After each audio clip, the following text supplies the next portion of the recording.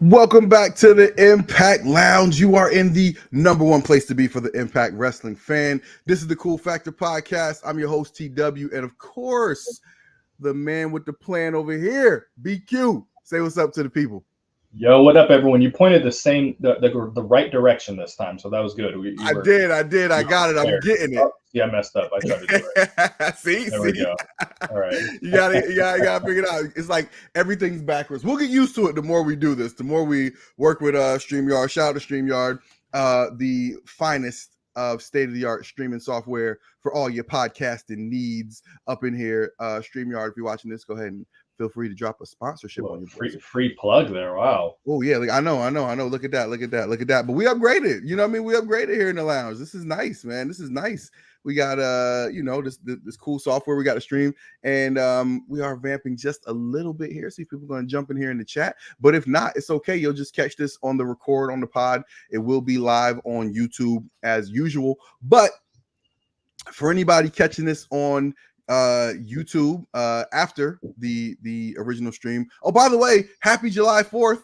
Okay, happy July 4th. This is a great holiday. We all like to spend time with family and buy illegal fireworks, depending on what state you live in, and risk literally our fingertips in shooting them off. I'm not much of a fireworks fan. Are you a big fireworks guy? I like this. I mean, I celebrate, appropriately. We'll go watch them and everything. You mean like watching? You're not a big guy. Or you're not. Well, yeah, I left it open ended. Because there's two ways, right? There's two kind of fireworks situations we typically have. One is going to the fireworks, which where I live in like the map of my town, I'm like a half mile from like the downtown area where they do all the fireworks displays and stuff like that. So I hear everything, but there's a lot of trees around like my house and in my neighborhood. This is a very, wooded tree filled kind of neighborhood. And so I can't like see them. Like in a perfect world, I'd be able to sit like on my deck and like just watch the fireworks and you know what I mean? And just, and watch them that way without having to like go down in the crowds amongst all the musty citizens of the town. And but the other part of the fireworks celebration that we see so frequently is the street legal or illegal, whoever cares, fireworks displays that take place where people go and get these boxes and buckets and crates of fireworks and just light them off in the middle of the damn street. Which do you partake in? We just go somewhere and watch. And if we can get away from just staying in the car, we'll try to do that. Or if we can like put chairs next to the car type of thing. Last year it was pouring rain, so we had to just stay in our vehicle. I mean, pouring, so we just had to stay in our vehicle. But I don't do nothing. I buy my younger kids like the little kid shit you can do in the front yard, poppers, all that kind of crap. But I honestly, I don't get what people's fascination is with fireworks. Like, I don't mind them, and actually, like, as an activity, like, I do like watching them, right? Like when you go to like Disney and they do these amazing fireworks displays that are like set to music and lights and all this stuff, and I'm like, oh my god, that's amazing. Or if you go to like Vegas and you see like they don't do fireworks in Vegas. It's like the water show at the Bellagio. But like I like all types of stuff like that. But people to just like lighting the little firework on the stick and choo choo choo choo choo choo. Like I'm like, yo, like I don't get the fascination. You know what I mean? Like, and then the other thing is the people that like the loud, the super loud fireworks. Like, oh my god, yesterday I had a little family get together in the backyard. Everybody's chilling, eating, whatever, yada, yada, yada. Neighbors decide they want to just shoot off a giant loud fire. Like, boosh! I'm like, oh, dude, like, why? Like, are you... are you like living out your fantasies of being a demolition expert? I don't know. I don't know. I don't get the appeal of just loving loud booms. I mean, even like when I go to like the gun range, right? Like it takes me a while to settle in from all the bok, bok, bok. You know what I mean? Like it's just not like everybody's different though. Some people love it, I guess. Different strokes for different folks. Yeah, I mean, I've had a couple of deployments to Iraq where we're hearing all night. So I mean, it's I can sleep through it. It's not end of the world, but I will be glad when I'm not going to bed to it, as I have the last couple nights, and will tonight, right. Probably the next night too, when it's not even the 4th anymore. Right, that's the thing too, man. It's like, like the 4th is the 4th, right? But the people who love fireworks, it's the 4th from June 15th to damn August 18th. Like any excuse for like shooting off fireworks, man. People are just with it. It's crazy. But man, people love what they love. You know what? Like, as long as you're not like infringing on my my happiness, whatever. But I'm seeing some of the comments pop in, and people are ready for us to get talking about Against All Odds. Real quick before we do that, everybody who's watching, go ahead and hit that like button. Hit that like button on the YouTube chat. Hit the subscribe button so you are subscribed to the channel. Since we are live, everybody go ahead and share this. Share this out on your social media feed so everybody can, see this fly talk that you're listening to, this conversation that we are getting into right now. As always, the best thing you can do is tell a friend to tell a friend and bring more people into the conversation. So, with that said, without further ado, BQ, what did you think about Against All Odds? This show, I think, was their best monthly special. I really do. I can't think of one. Usually they do a very good job. They always seem to deliver on these. I can't think. They haven't had a bad one, I don't think, under the Anthem banner. When they first started doing the Twitch and the monthly shows, like, a lot of them freaking sucked. And the crappy thing is they had a lot more viewers at the time because it was something so new, but then they were having all the technical difficulties with tweeting. Well, I don't know if we got it this time. I didn't watch it live. Now it took them a while. They got to a point where they were doing the monthly specials and no one was watching. And now I think people are getting interest again because they're really good shows. But this one here, I just thought, like, really from top to bottom. Emmett 1860 said the show was great. The one bad thing was Penzer. I keep saying this, and there's a lot of people like, oh, well, he's a legend, he's this and this. But I mean, you're seeing when there's a live broadcast how much he struggles. And right. I've been told multiple people that's how it is when you're there for the television tapings. They edit around him quite a bit, right? But yeah. Overall, there wasn't, I don't think, anything I disliked on the show. There's some things I liked more than others, obviously, but they just killed it, man. Like, it looked good. I mean, they had a bleacher set up for once, which people have been asking for because that makes it look like there's more people. And even when it's darker in the arena, you still just can see more faces. Yes. Now, where we were looking on screen, they didn't appear to have as many rows of people, visibly that they typically do. So, right. That's why I think a lot of us want them to get away from that setup because it just looks like there's, 8 people at the show. Yep. But you could hear everyone very, very well. It just looked good. They experimented with some new graphics, for the names and everything. So it just, that's always what I'm asking for. Make something look and feel different. Yes. The theme song for it was pretty good that they were playing, which, I'm always saying, I'm looking into the wrong camera here. I'm always saying, why don't they play that stuff during the episodes during the week instead of all the We Own the Night, to where it just feels like you're just promoting Impact, But yeah, they did an excellent job. This is probably the best one I think that they've done, and a couple of the matches were amazing. I've always say I don't have too much interest in the hardcore stuff, right? But they were pretty good as well. So yeah, totally agree. Hold on, I gotta sneeze. Woo! Excuse me. Yeah, so I definitely I agree with a lot of that. Like my just initial thoughts to begin with, the crowd was amazing for this show. It was an awesome crowd. The crowd was loud, energetic the whole time. Building definitely was not a sellout. We could see some of the empties in the crowd, even with the audience blacked out. But center stage is just a great venue for wrestling. It is especially Impact Wrestling. Like I saw NXT did a show there a couple years ago, and to me it didn't look nearly as good because their production is so good at Full Sail. And it's just like it's a different setup. But you're talking to somebody who grew up watching WCW Saturday Night 605 on the Superstation, baby. And I and so like center stage, like it was to me, it was a great setup. That is it's great for wrestling. For those who don't know, center stage is basically like a theater, but the way it's set up, it has like stadium style seating, but in a very small space. It's a very small space. But again, for a small wrestling show like Impact Wrestling, this is perfect. There's enough space, for like your ring setup.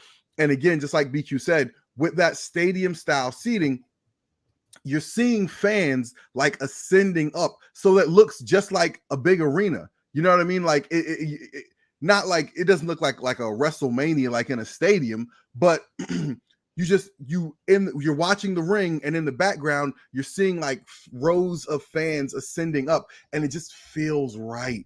You know what I mean? It feels right. And like my thought watching the show was like, this should have been Slammiversary.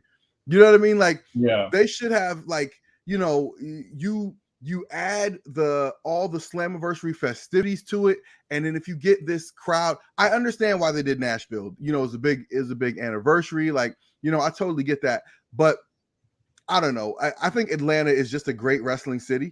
And the last few times Impact has been there, the crowds have been very good. So I'd like to see them play center stage some more. I think if they can, I think center stage should be like the goal. Selling out center stage. You know what I mean? I feel like that's a goal Impact could set.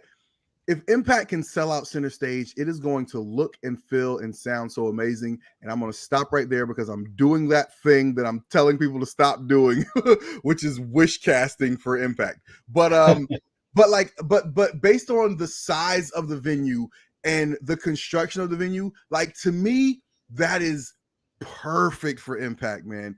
Absolutely perfect.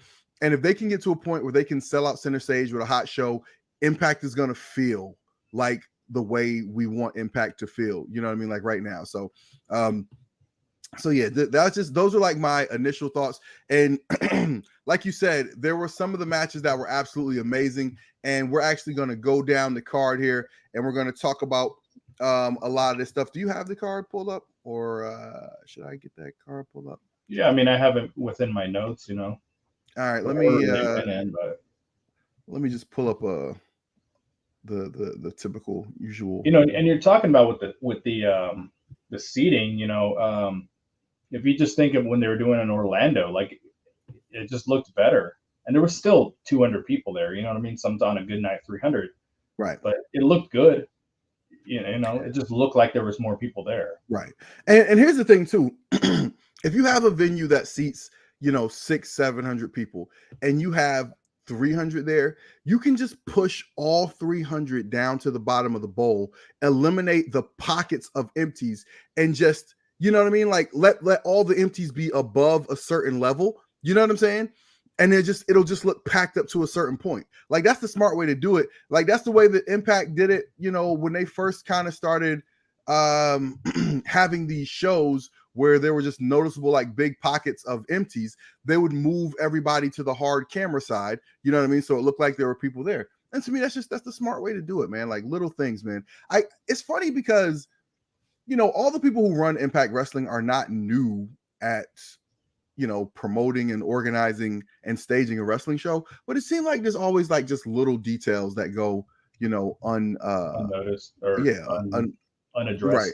Yeah, just like little stuff like that. Like again, I also know that like once you get people into the show, like you don't want to be like, oh, well, you paid for this ticket, but you're getting this ticket instead. But also, if it's like an upgrade situation, you know what I mean? It's like if you get everybody there and you're like, it's a point where, okay, boom, we feel, we feel like we have a good feel for the walk-ups. And plus, when people walk up, people aren't usually walking up trying to buy a front row ticket. People are usually walking up trying to get like the cheapest available seat.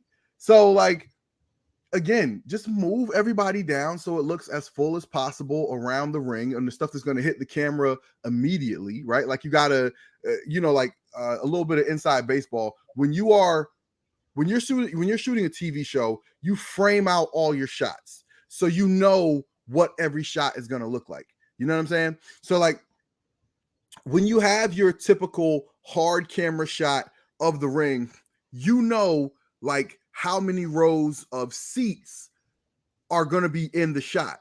You can make sure that there are fans up to that certain level where the hard camera shots are going to be. Right. And then you frame up your second and third level shots and you get those as best as possible to where you're always going to be shooting to where it looks like there's fans. You know what I mean? Like,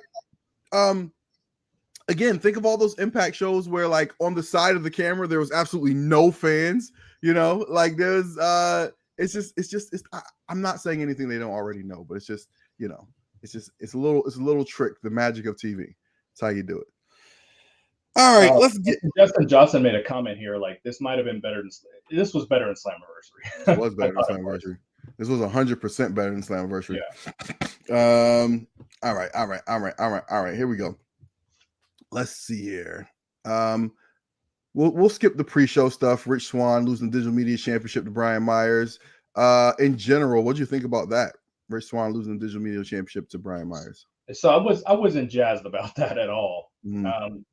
Which when these kind of things happen, it's kind of like, hey, Rich Swann was obviously a transitional champion, but I think Cardona wasn't supposed to lose the belt to him when he did. Obviously there was the injury. So I think this was all just a way of getting the belt back on Brian Myers so it could remain in their camp. Yeah. That's what I'm thinking. Yeah, totally agree. 100%. I think like Cardona got hurt and they wanted to keep that title in the Brian Myers, Chelsea Green, Matt Cardona ecosystem. So, that to me, that was the best way to do it. So that's clearly what they were doing. I don't think Swann was ever supposed to beat Cardona for the title. I know they were gonna feud.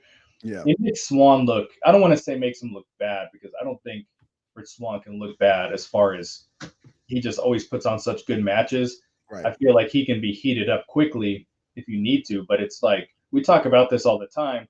Loses the world title and it's just downhill from there. And now he's on a pre-show. You know what I mean? Like what other company would do a pre-show featuring a former world champion on it at all? I think he did it. I think he did an interview later tonight with Gia Miller. He said, "I was about to start a new MySpace." Yeah. Oh my god, dude. Yeah, that was great. Now previous to that, I was like, "Yo, maybe Swann's done." Yeah. It almost feels like maybe that's where it's going a little bit. But then when he did the little interview, I'm like, maybe he's sticking around. I don't know, but this was just done to keep the title in the camp. I will say this pre-show was probably their best pre-show they've done. Usually they have matches on there. It's like, in the past, they've had some of the most BS matches on the pre-show, and now they're ones that people actually want to tune in for. Right. Oh, let me watch the show. So the pre-show is funny because some people don't want titles on there. Mm-hmm.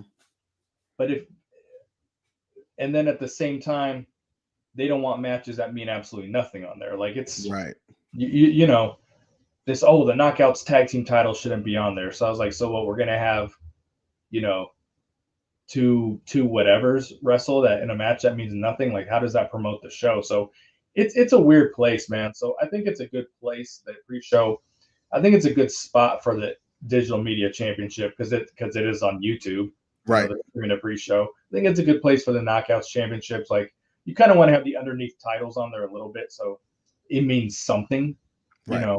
I keep bringing up the times that the pre-show was, Jake something and Cody Deaner, the Deaners versus Triple XL. Like, what is that going to do for your show? You know right. what I mean? So But this was a killer pre-show, and I enjoyed both the matches a lot.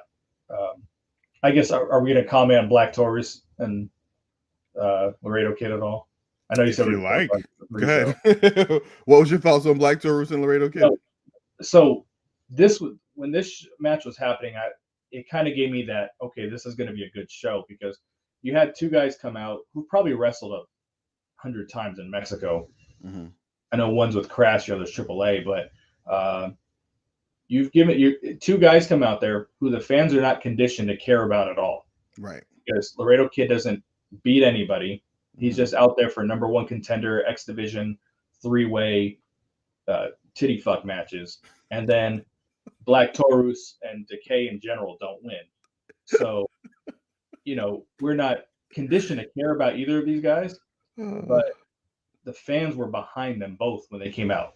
It wasn't like they didn't come out to crickets or anything like that. So that's when I was like, this is going to be a hot crowd. I can tell they're going to be really, really into this.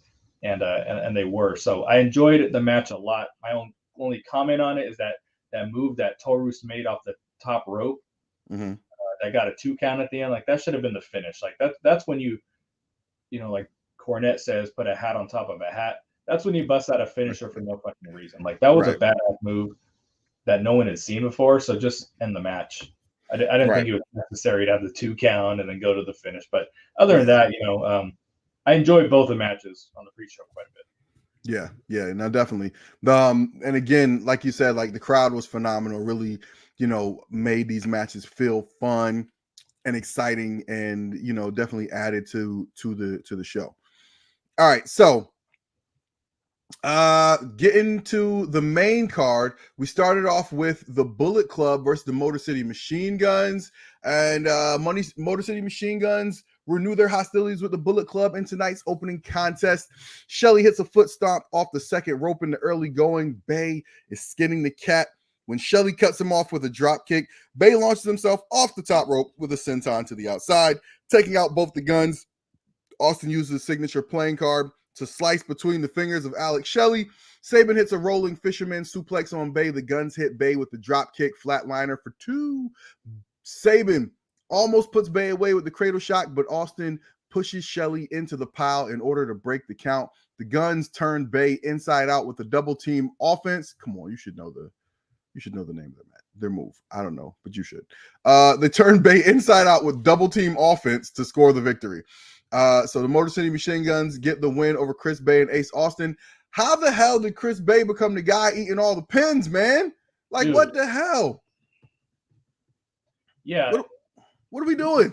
He's the first Impact member to join the Bullet Club, so it's kind of a big deal, And then Ace Austin joins, and it's clear, like, I mean, the company's more behind Ace Austin than they are with Chris Bay. I mean, clearly. It's not even but he eats the pins in all these matches. It's like, okay, if we're getting a Bullet Club match and Chris Bay's in it, we know who's going to win and we know who's going to get pinned. Right. And that's just wild to me. Like, he's someone we really want to see, do some shit. I knew the Bullet Club was going to lose. Now, I'm glad that they finally gave us a pairing of Ace and Chris Bay. So that's the first time us seeing them together on TV.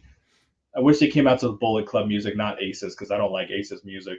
I don't like most of the music, but I really don't like his. It just made it, because when you do that, when you play one wrestler's music when a team comes out, you're telling us this one's more important than the other person. That's just, it's the equivalent of like a jobber entrance. Someone's already standing in the ring. They're coming out to someone else's music, but I just want to see Chris Bay. I want to see them really utilize him in a spot as a Bullet Club member and be important like the other guys. But I knew the Motor City Machine Guns were not going to lose. Like, they don't like to pin Chris Sabin or Alex Shelley ever. These guys, it don't matter what match they're in, they always just seem to win. I get it, there's some of the bigger names, but it's like, God, we got to start putting some of these younger dudes over at some point and get them a little bit of momentum. Like, how big would this have been if Chris Bay got the pin on one of these dudes? Now, that being said, the Bullet Club did have a match on Impact a couple weeks ago. I don't remember who was against, but Chris Bay did get the pin on that one. Yeah. For the most part, he's on his back for the 1, 2, 3 for these. Yeah, definitely. It seems to be a running theme we have here. And I don't like it. I don't like it one bit. All right, so let's see what happened next. But this was like a pay-per-view quality tag team match. For the first match of the show, I consider the pre-show the fucking show. Like I don't like if people are there and they're watching and we're watching and they're in the arena, like that's part of the show. Right. But if we're saying, okay, this is the opening match of the show, they just delivered from top to bottom. Back to this was a lot of fun. The Chris Bay eating all the pins thing. Like, do we know his contract status? I don't know, man. Something just feels off. Something feels off. Like, just the fact that again, they're clearly like not as into him as they are Ace Austin, which is not something we can control. Also, like we don't know what type of relationship he has with management, like all of that stuff. But he seems like somebody you would be pushing more. You know what I'm saying? Like he just seems like somebody you would be doing more with. So I don't know. It's weird. It's not hard to imagine him being in that next Rohit Raju spot where we're like, okay, he's ready for that next level, and then the contract's up, and it's like, okay, I think I deserve to be paid a little bit more than the last contract, and they're like, oh, right. We don't agree, and then gone. Yeah. So and then you bring in the ghost of Charlie Haas to replace. Right. Him. Yeah. Exactly. Yeah. And again, to me, it's interesting that they clearly don't see the value in him, but he offers something that almost no one else on the Impact show offers right now. He's cool. Like Chris Bay is cool. Right. Like he doesn't feel like he's reaching when he dresses outlandish, you know what I mean? Like when he does this thing right here, which like is kind of corny, but like he makes it look cool. Like, you know what I mean? I don't know, man. A lot of people just don't really have that on this show. Impact does not have a lot of people who have that cool factor, and Chris Bay actually does. And it's just weird to me that they just don't have interest in positioning him more prominently. You know what I mean? Well, he was one of the first guys that they signed or were trying to sign when Don Callis said, we're missing, and that's why this podcast is called this, if you guys don't put 2 and 2 together. But when Don Callis said initially, like, we're missing a cool factor on the show, like Chris Bay was one of the first, people they try to bring in. Right. So yeah, he has that. Yeah, exactly. So I don't know. Whatever. All right. So Gia Miller interviews Impact World Tag Team Champions, the Good Brothers, Heath, and the returning America's Most Wanted before they face off against Honor No More. These interviews are always like funny to me, where it's like you got 5-6 people back there and everybody has to go through and like say their thing. It's like, bro, come on, stop it. It's just, it's so like 80s, 90s wrestling. No, that part of it is fun. Yeah. Right, exactly. That part of it is fun, but like there's got to be just a little more coordination on making sure that the promo comes off as like fun and not just 5 people taking turns yelling, Yeah, I agree. All right, so then we had what was for me one of the matches of the night. Deonna Purrazzo and Chelsea Green versus Mia Yim and Mickie James. Mia Yim joins forces with Mickie James to battle the duo of longtime friends, Deonna Purrazzo and Chelsea Green. All right, so I'm not gonna go blow by blow for this. I'm just gonna talk a little bit about the match because this was a match that stood out to me. I loved, first of all, they did the music mashups for the tag teams. To me, like that was just like really cool. It's just one of those things that's just the little bit of extra effort, right? The little bit of extra effort to do something cool. The Deonna Purrazzo and Chelsea Green make such a great pair. Like they have that traditional tag team thing that you need, which is contrast, right? Like usually in a tag team, you'll have one person who's a great wrestler, the other person who's a great personality. Whether that person is like, I'm gonna go really old school here, like in the Rock and Roll Express, right? Like, they both had like this super baby-faced quality, but the way their matches were always set up, Robert Gibson would get beat up for the whole match, and then he'd tag in Ricky Morton for the hot tag, and people just went crazy. Like, Even bringing it, spinning it forward to like the beautiful people, right? Spinning it. Hold on 1 second. Yeah, the Hart Foundation was. He's taking a second here. That was the same. Road Warriors / Legion of Doom was the same. Like Hawk always got his ass kicked the whole match. So this happens quite a bit. It looks like he's got something going on there, so all good. So I just want to say the mashup thing, when you compare that to what I just said about the Bullet Club, it made both girls seem like they're on equal footing, on the equal playing field, as opposed to when Chris Bay and Ace Austin came out and you're playing Ace Austin's music. That's saying, hey, this is the dude we're behind. This is the guy who's probably going to lose in the match. There's just a big difference. So when we're always talking about presentation, things of that nature, and this is what we're talking about. The fans really responded to this matchup. I did at home. I was like, man, that is freaking awesome. And that's just thinking outside the bubble. Like, I got buddies who know how to do that stuff. I got buddies who are DJs and stuff like that. It's not difficult to do for someone. I mean, it's difficult to do. It's not difficult to do for someone who knows what they're doing. I mean, you can outsource someone to do that for a fairly cheap price. So it'd be cool if they did more of that stuff. TAW's still out of pocket there, I can see. So I'll give my thoughts real quick on this this match. First of all, let's talk about the Knockouts Tag Team division, because years ago when they said we were going to get a division, they were doing a really good job of putting teams together. And then the teams all disappeared. And then it started becoming, okay, there's a tag team with the belts. They're feuding with the team. There's no other teams. It was just kind of a mess. And, what's the other thing I'm always talking about too? We never have good, knockouts, feuds, and matches that don't, well, I should say matches, but feuds that don't involve the title. So, here we got, 4 girls who aren't the champion, and really put together one of the best Knockouts tag team matches we've seen in a long time. For me personally, the only thing that was a miss for me was the finish was a little bit sloppy, going for that neck breaker.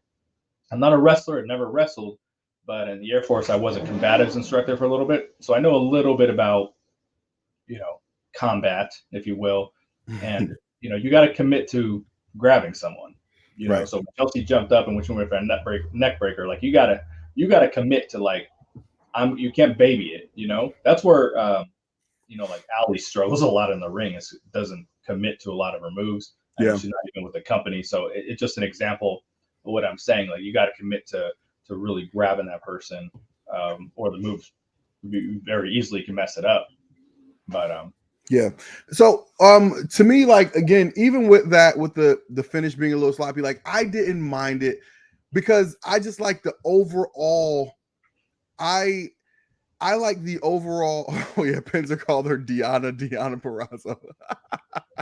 I missed that. What, Dorana? You said? Oh yeah, Dorana Purrazzo. I missed that. But I like the way that these two tag teams looked.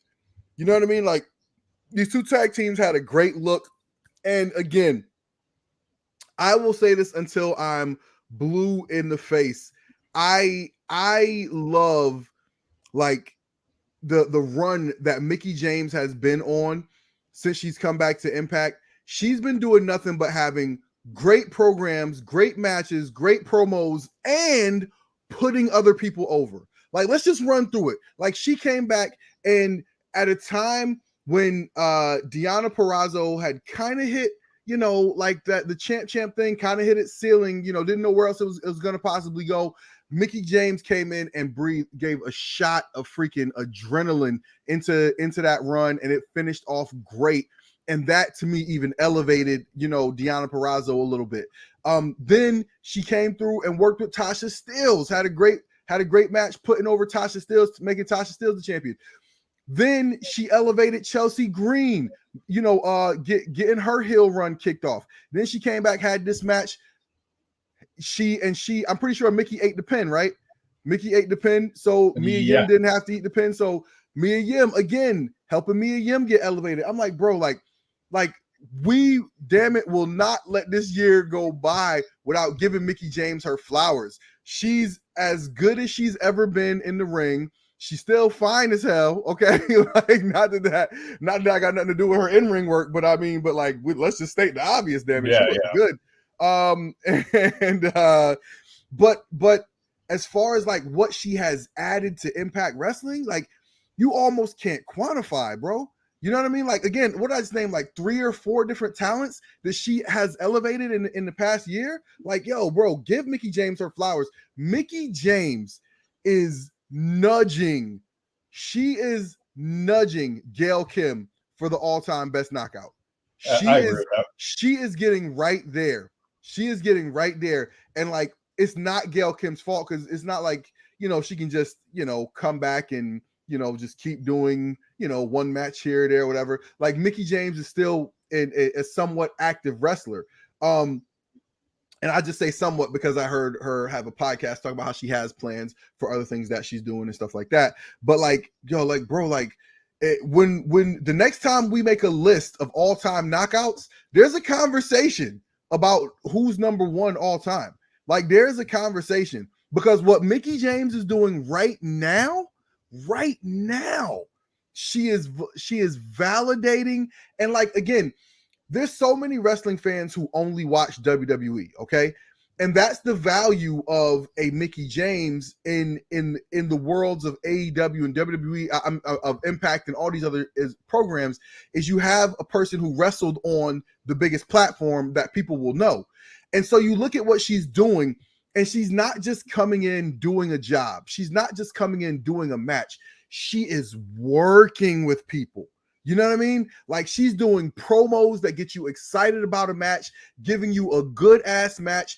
And again, at the end of the match, it doesn't look like somebody crushed her, and it doesn't look like she just crushed somebody else. This is the art of wrestling, people. You know what I'm saying? So we just got to give Mickie James her flowers, man. Got to give Mickie James her flowers.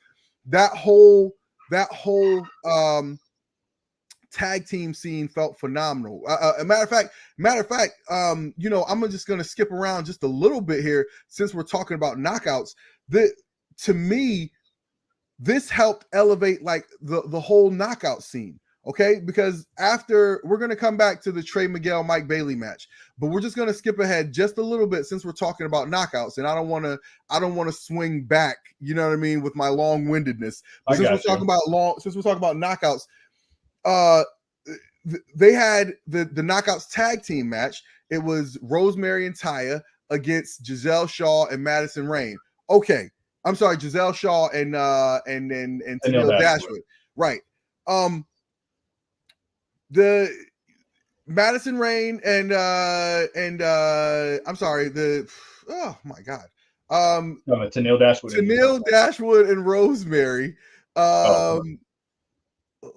They won. The champions retained, but after the match, we had Masha Slamovich come out and hand the picture to Tennille Dashwood. Oh, just like basically with her face X'd out. You know what I mean? Basically like saying like, you're next.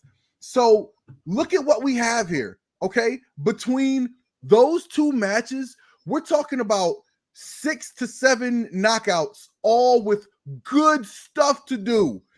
Right? Yeah. Like, good stuff to do. And so it's like, okay, we know what's coming next for Masha Slamovich. We know what's coming next for the Influence. There's a story now of Giselle Shaw trying to join the Influence. We had the tag team champs win. We had a good tag team showing from Chelsea Green and Deonna Purrazzo. So it assumes logically that those 2 teams are going to meet next.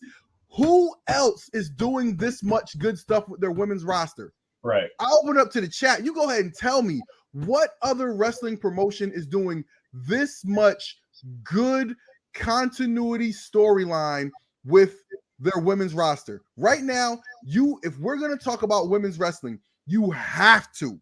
And I always push back when people say the Knockouts roster is as good as any women's roster in the world, because it's not. Like, it's really good. It's really good. But But like, it's just, the WWE's women roster is so top heavy with talent. You know what I mean? Like in terms of like just the people they got at the top, Charlotte, Becky, Sasha, Bianca, Rhea Ripley, like they're so top heavy that you're not going to be better than them talent wise. But in terms of booking, booking stories for women wrestlers, not even close, bro. Not even close. The AEW women, right? Like what the AEW women is like, what's going on with like I like Thunder Rosa, but that women's title has felt irrelevant since it got on her. Okay. Oh yeah, awful.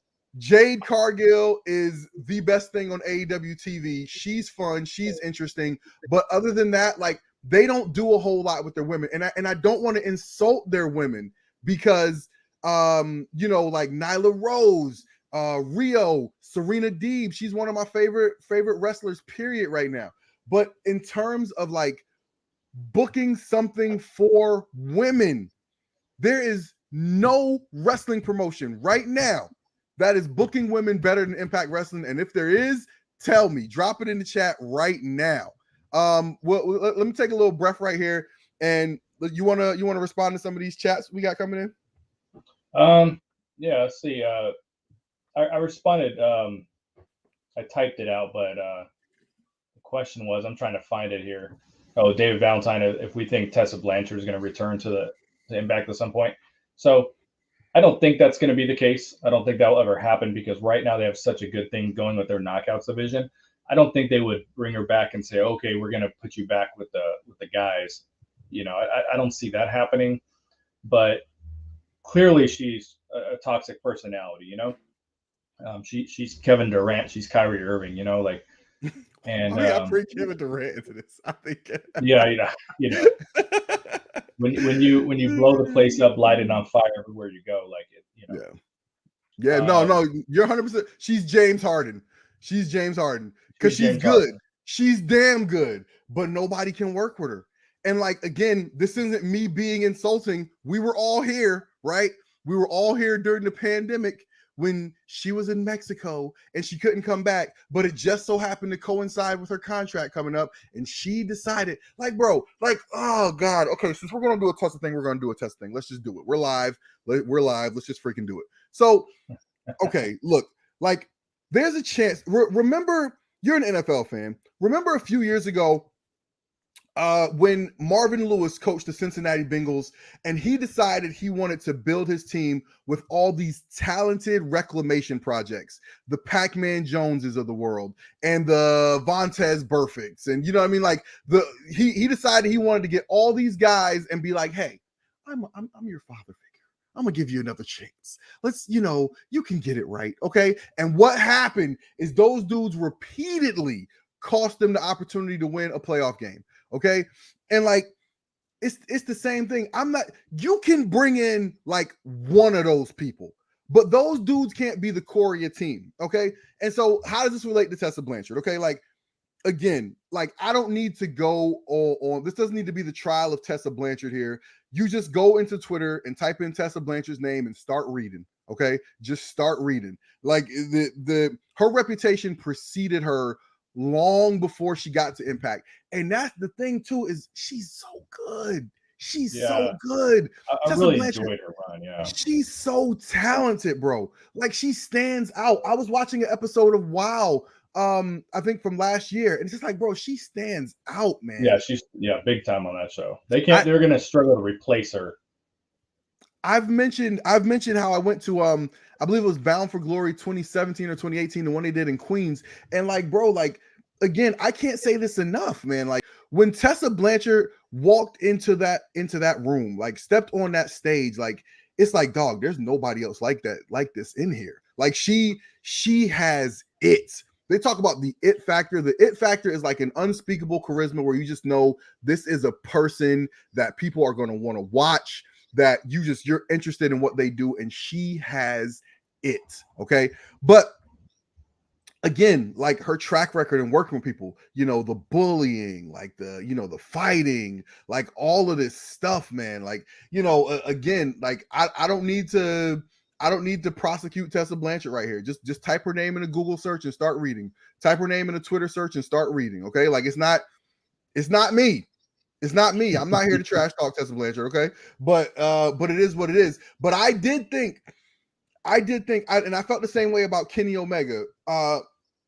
When a company is willing to put their world title on you, you owe it to that company to drop the title. Okay, like the same thing. Bret Hart in '97 or '98, whenever that was, right? Like, bro, when a company puts their world title on you, you owe it to that company to drop that title in an honorable fashion. You know what I mean? To pass on the lineage of that title.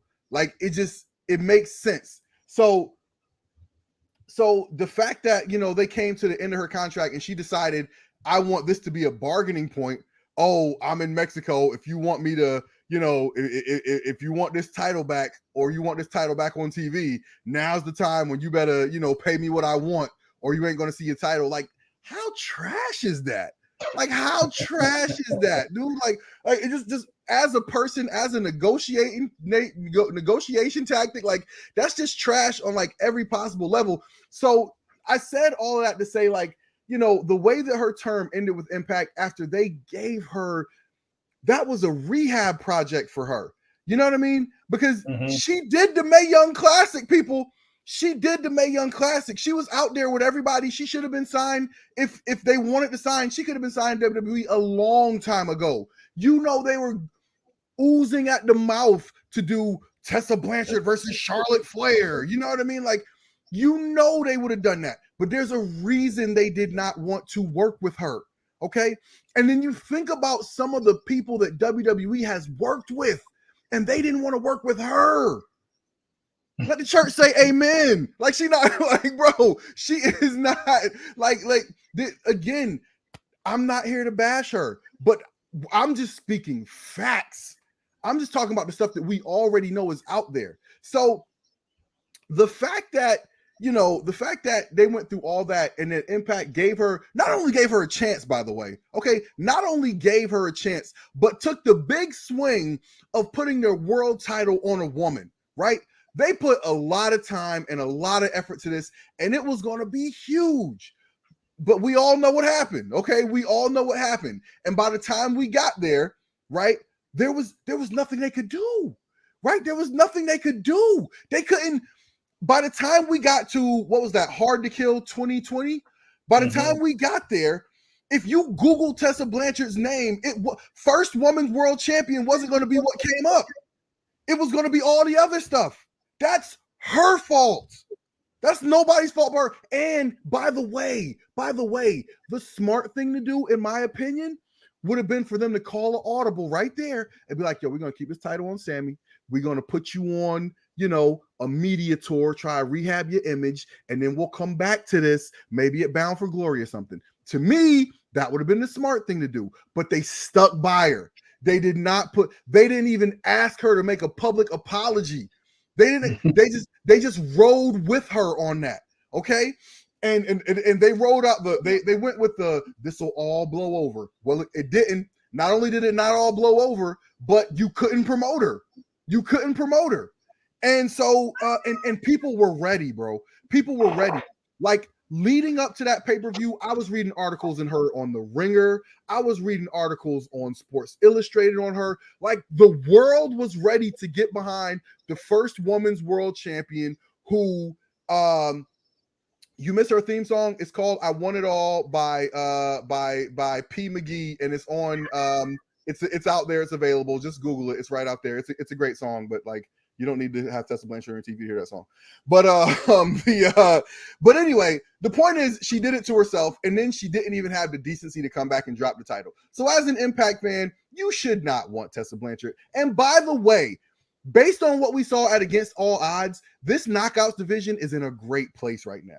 Because when we kind of started on this tangent is because I was just talking about how well they're doing the Knockouts. And then later in the night, Jordynne Grace and Tasha Steelz had my match of the night.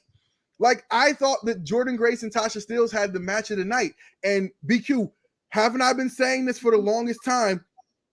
When you have this roster, when you have a roster of women who can really wrestle, you need to be putting on great matches. You need to backpedal away from the undead realm stuff and the comedy, and there's nothing wrong with that stuff. But sometimes when you have a roster that can do great matches, it needs to be about, I'm gonna kick your ass because I want to be the champion. And like, as wrestling fans, that's what we're here for. Okay. And when you can go out there and do matches like what Jordynne Grace and Tasha Steelz did, mwah, mwah. Okay. Because Tenille Dashwood can do that too. Okay. Taya Valkyrie can do that too. Okay. You got like so many women right now who can do that too. And that is the stuff that's going to keep people out here talking about Impact Wrestling. Just like, I don't give a damn if you like this promotion or not. They are putting on some fire ass matches. Whatever they're paying Jordynne Grace, they need to double it, because I think this every time she comes out, it's like she looks like a damn star. And if you, Google her pictures when she debuted in the company, the way she looked, the way compared to how she does now, and how much she is leaned out and just looks like a freaking star. You know what I mean? Like, it's someone who along the way has made the necessary adjustments. I want to bring this comment back up here because, we're talking about the knockouts. You have 5 or 6 women that can be moved into a position to be a credible champion. The men's Impact title doesn't really have that. And that's really, really true. That's why we're getting Joe Doring in the main event, which a lot of people like him. But is he going to main event a pay-per-view in any other company? No. You know what I mean? It just, we've had the Brian Myers, who we both like a lot. We've had, Brian Myers main event one of these shows before against Josh Alexander. Like, they're going to find him some, I'm going to say BS challengers. They're going to have to find him they're going to force some challengers on us because the main event scene is not that deep. Not even close. That's why I talked about the Rohits, the Chris Bays, like guys you really could have started getting to that next level. Yes. I said about Ace Austin, I said, when he drops the title, he can't go back to, I'm wrestling in 3-way matches to qualify for the X Division #1 contender. Like, you have to elevate him, and now I feel like they're doing that. But with the women, they are at a point right now that any of these girls, like when they had that Ultimate X match, not Ultimate X, Queen of the Mountain, like any of those girls could have won. This wasn't like the X Division match where you look at them like, okay, a couple of these guys are definitely not going to win. They're just in there to do cool moves. Like with the Queen of the Mountain, you're like, yo, any of these women can leave the champion and it would be okay. It would work. Like, people would believe it. It was kind of, for the most part, the way with Ultimate X as well. So they're just doing an excellent job with that division. They've had its ups and downs over the years, but right now they're hot. They're on fire. The Masha Slamovich thing, we keep hearing the rumors that Tenille is going out of the country. Has got something coming up. Masha might be writing her off TV for all we know. I hope not, because I really like them. But we'll see.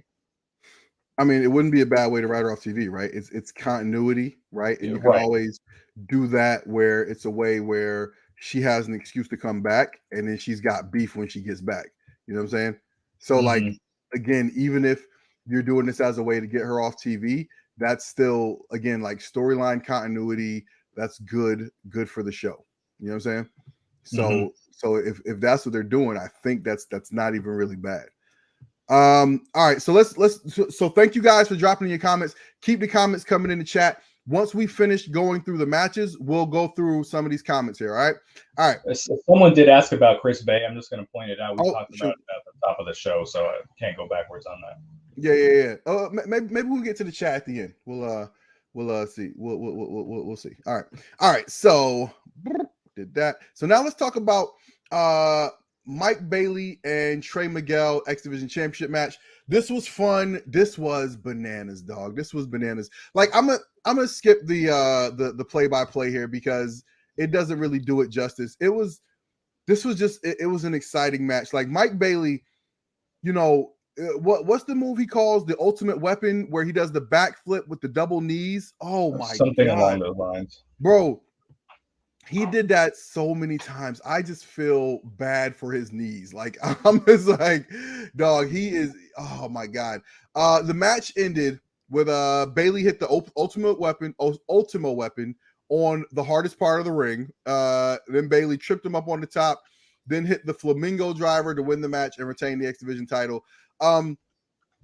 I hate seeing Trey Miguel take all these L's, but that match was phenomenal. Like, Trey Miguel is no worse for the wear for having lost that match. You know what I'm saying? Like, that match was outstanding, excellent, had the crowd going crazy. Like, that's what you want from an X Division match. And by the way,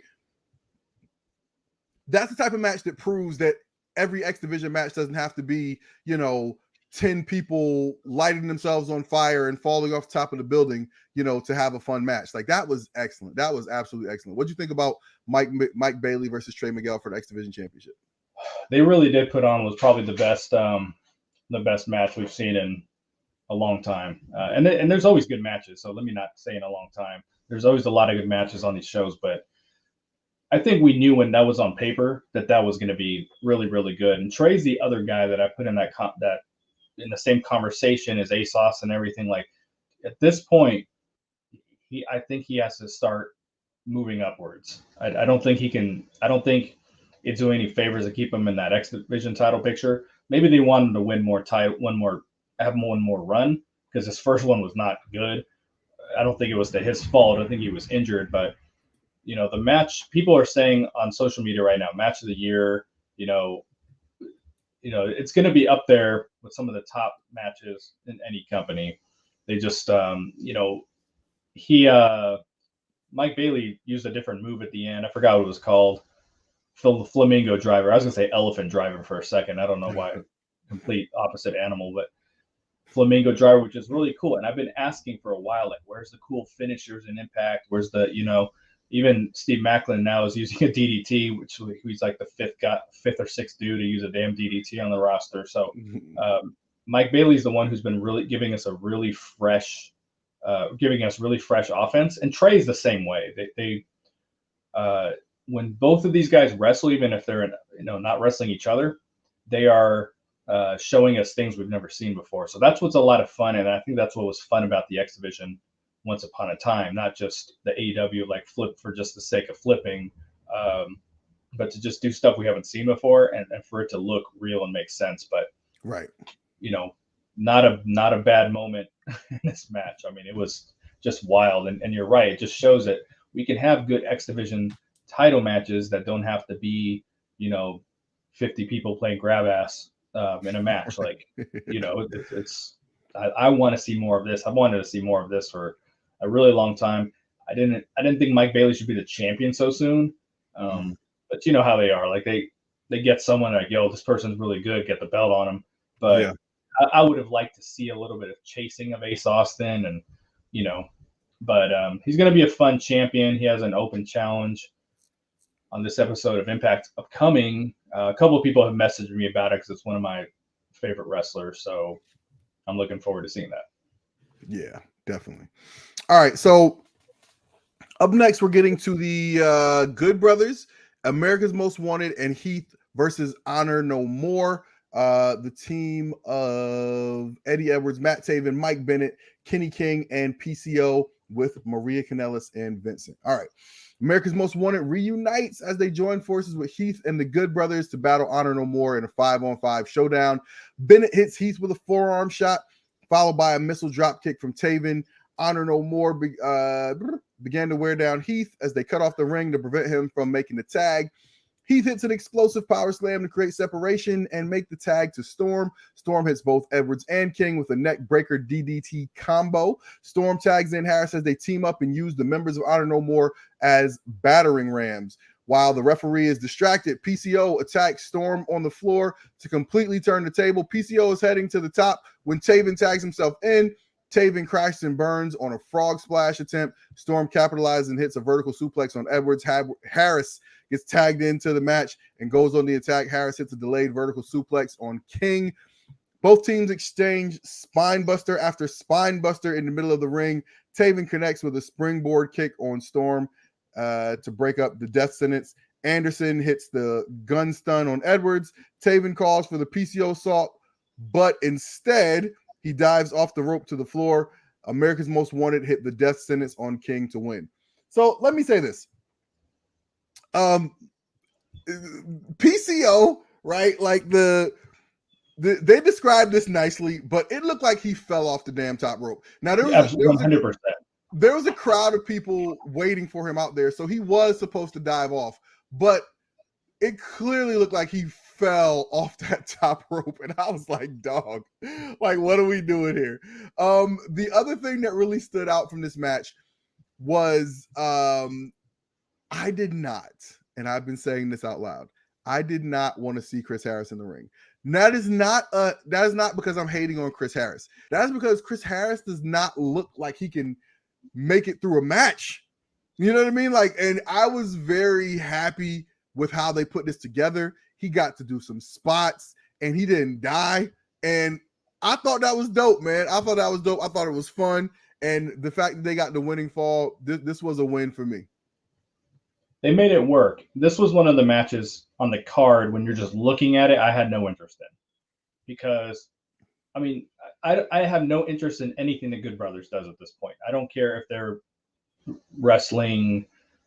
I don't care if it's versus my favorite tag team in the entire world. I don't care if it's the Road Warriors come back from life and wrestle these guys. Like, I don't care about anything they do. I don't enjoy anything they do. I hate cool heels. I've been saying that for a while. They're playing they're baby faces all of a sudden. You know, I didn't enjoy the Slammiversary post-match angle where he just randomly came out and they all had beer, and I was like, what is this? Is it leading to something? Very possible. Very, very possible. But I still don't enjoy it. I don't enjoy seeing heels just you know, we're just going to be good guys for now. And then people were very disappointed with, you know, okay, we're losing the Briscoes, because if the Briscoes were in this match, then we're talking like I probably have a little more interest in it. And then they're like, oh, well, it's Heath, which I kind of like Heath, but that's kind of a disappointing like replacement.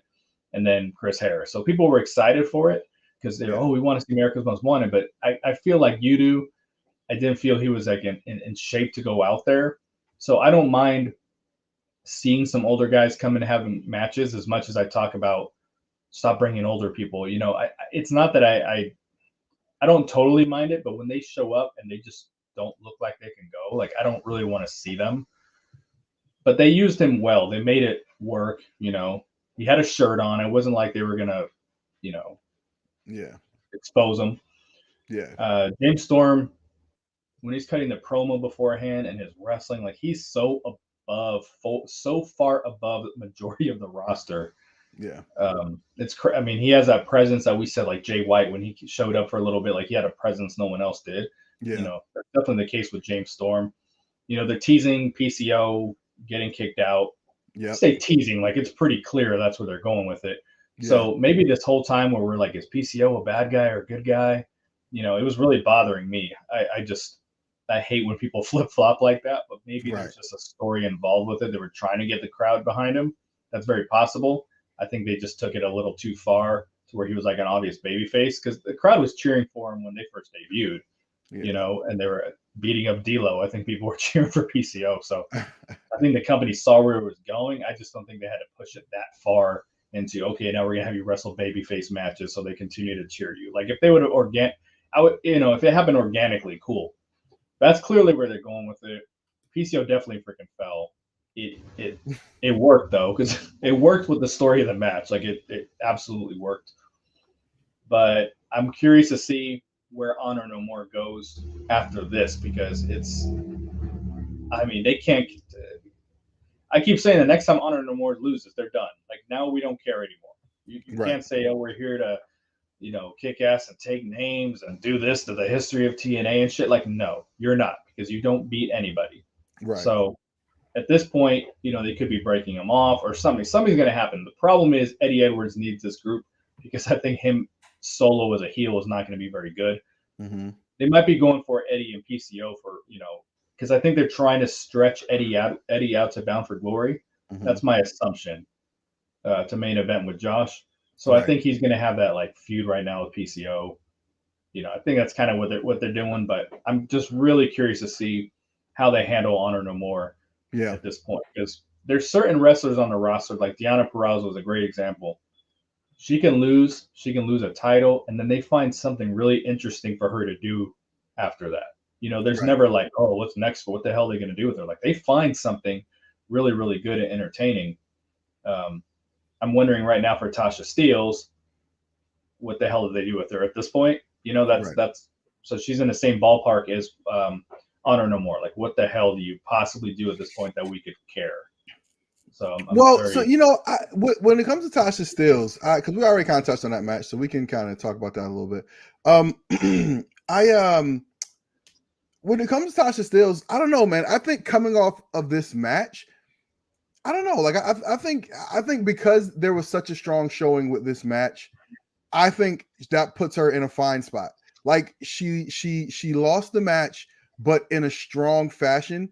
So it's like, okay, now we know we can get a good match. You know what I mean? Like we know we can get a good match. And she's a great heel. Like Tasha Steelz can talk her way into a fight. You know what I mean? At any point. So to me, I don't think there's any problem with what you do with Tasha Steelz because she's like heat in a can. You know what I'm saying? All you got to do is just put her in, you know, like just set up the feud and she's going to get it popping. You know what I'm saying? Because she's going to come out here, she's going to talk crazy and she's going to make, you know, she's going to make it a situation where somebody wants to like kill her. You know what I'm saying? Like that's what she does. So like, I don't think there's any issue with what you do with Tasha Steelz next because she, you know who else is like this? Becky Lynch is like this, right? Becky Lynch is so good with like just talking up a fight. You know what I mean? Like she'll explain to you why it's your fault why I had to, you know, hit you in the legs with a baseball bat. You know what I'm saying? And then like by the time she's finished, you're like, you know what? We need to kick her ass. And so like I think Tasha Steelz has that same thing. You know, she has that same thing where she's gonna agitate, she's gonna, you know, she's gonna you know, make you want to fight her, and then she's gonna throw Savannah Evans in her way, and you're gonna be wanting to get to her more. So I think like having those elements, right? Like Tasha Steelz is a character that can do anything, like just continuously. You know what I'm saying? Because no matter who your champion is, right? She can do that to anybody. It's almost like in AEW, right? With MJF, they have like such a formula with MJF. You know, like oh, he's gonna talk, he's gonna agitate, he's gonna say some things. Then when you want to fight him, he's gonna put 5 people in front of you to try to make a big match. You know, where it's like, oh, this person had to go through all this to finally get their hands on MJF. And like again, Tasha Steelz, she can do that same thing because she has her heater, right? But like because she talks so good, she's her own heater. You know what I mean? So I think that's about the individual talent that Tasha Steelz is. But I don't think there's like a dead end on what to do with her because I think she can work with anybody because she can talk it up. It just seems like everyone worth feuding with is in an angle right now. So that's my concern. Someone posted here earlier that Allison Kay and Marty Bell were teasing coming to Impact. So I haven't seen anything about that. They just dropped the titles on NWA. Oh, they did. Okay. To a team that has no business being champion. And then this past episode, I was just watching it yesterday. They lost a rematch too. So yeah, I'm I wouldn't be surprised. Screams my contract is up. Yeah. All right, cool. So where are we at here? All right, so now we're up to the Clockwork Orange House of Fun match. Moose and Sami Callihan, and we had Raven on commentary for this. Moose and Sami Callihan settled their rivalry in one of the most brutal and sadistic matches in all of professional wrestling. Raven's Clockwork Orange House of Fun. Speaking of Raven, the inventor of the match joins Tom Hannafin and Matthew Raywalt on commentary. Moose jumps Callihan from behind with a spear before the opening bell. 30 seconds into the match, Moose is assaulting Callihan with a steel chair. Moose sets up a table on the outside, but Callihan sends him crashing through it with a back body drop. Callihan hits the Death Valley driver onto a steel fence. Moose finds a bottle inside of a garbage can and smashes it over Callahan's head. Moose hits a sit-down powerbomb through a wooden door. Moose shoots a stapler into Callahan's foot. Ooh, now it's Callihan who power bombs Moose through steel chairs. Callihan goes low with the staple gun. Callahan hits the Cactus Driver 97 into a pile of building blocks, but Moose kicks out at 2. Then Steve Macklin, disguised as a cameraman, hits a low blow on Callahan from behind and then attacks him with a barbed wire bat. Moose capitalizes on the spear to win. What do you think of the Clockwork Orange House of Fun match? This wasn't as bad as I thought it was going to be. We talked about this before. We didn't know what the match was. I had a couple people explain it to me, so I knew after the fact. But you're never going to get me excited for any kind of hardcore match. Like, it doesn't matter. Again, you can say Sean and Brett in their prime are wrestling tomorrow in a street fight. You're not going to get me excited. On paper, You're just not. There's nothing you can do to get me to want to watch it. That being said, sometimes I do watch the match. I'm like, this wasn't that bad. This was more entertaining than I thought it would be. And, that was the case with this too. Raven should never do commentary again. I understand they wanted to, it was his match. I understand they wanted to tie him into it a little bit. I think it would have been cooler if he just, AEW has done some things sometimes where they pay homage to a match and then they'll just show the wrestler sitting ringside or something like that. Right. Yeah. I would have preferred something like that because I didn't think he added much to the commentary. He said some funny stuff, don't get me wrong, but it was just like, I didn't enjoy it. Again, with some of these older talents, I don't mind them showing up, but when they don't look like how we remember them at all, I just don't know the benefit. But the match was better than I expected. I like the Macklin thing because they did a good job with that because the cameraman really did have masks on and everything. So, I mean, he came in. I like his shirt. I don't know if that's new or if I just haven't missed it. So I need to, or if I've missed it. Mm-hmm. I tend to try to buy the Macklin shirts. I don't buy a whole lot of Impact shirts because I don't like that many of them, but this is one I want to definitely get. And the new Trey Miguel one. Bag 'em, baby. Yes, the Trey Miguel one is very fire, by the way, too. Yeah. The new one, he just came out. Someone mentioned here the .combat match. I forgot that opening match was .combat. So those end up being fun somehow. Yeah. Even though they're like hardcore, but they're kind of fun. But going back to this, I'm glad Moose got the win. I mean, it kind of tells us these two are going to fight like forever. Yeah. I don't know if they're going to write either of them off TV after you have like two matches like this, like you can't show up Thursday and call the other one out. Like you got to sell this to an extent. You guys just had back-to-back matches where you almost killed each other. Yeah. So it was just better than I expected. I like the Macklin wrinkle because now you're just adding him to the mix here. So there's a curiosity. Is he going to feud with Sammy or is these two just going to keep fighting? And is Macklin going to align himself with Moose? We don't really know, but I'm glad they're giving Macklin something to do because he wasn't at Slammiversary. Right. He did a reverse battle royal, which was beneath him. And then he wasn't on this card, so it almost seemed like, oh, we don't know where to quite fit him in, so hopefully here he's not just like a throw in. Hopefully there's like a real story coming with him because I personally enjoy him very much. I know he's not your favorite in the world, but I like him a lot. So I want to see him do something really good. Yeah. I don't have anything against Steve Macklin. He just looks kind of, I was like waiting for something like to pop, something interesting. Like to me, his whole presentation just looked like very kind of, like average cabbage, you know what I'm saying? And but here's the thing, is like once you start doing interesting stuff with someone, that makes it interesting. And they let him win a lot when he first came, you know what I mean? So that established him as a player, as a competitor.